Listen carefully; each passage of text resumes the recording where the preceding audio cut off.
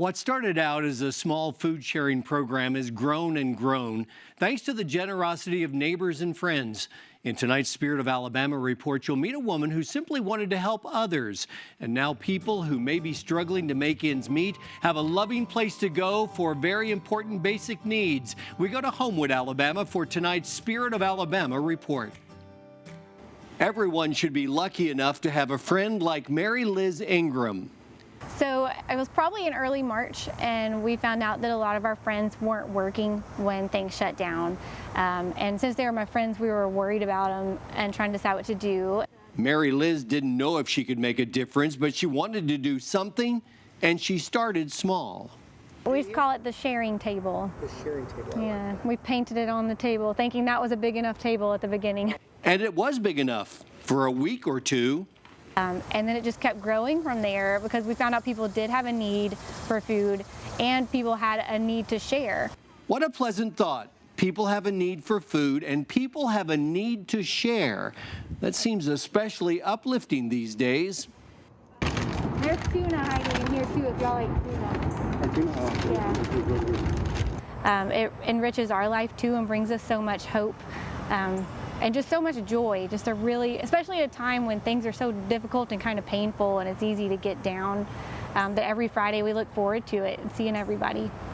Liz Ingram and her husband are both in the ministry, so sharing, encouraging, meeting the real needs of people is in their hearts. We both work in church, but we think church is so much bigger than a building.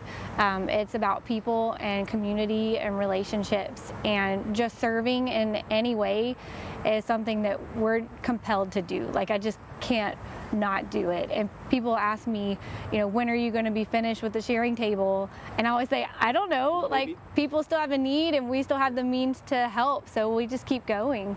Word has spread, the need to share is real, and during the week, people donate food and money. With money, Liz can buy food in bulk and make dollars go further. The easiest way to support the sharing table is by making a donation at Venmo at Liz-Ingram. Pretty much a front yard ministry where we're just serving neighbors and people in this community and around the Birmingham area.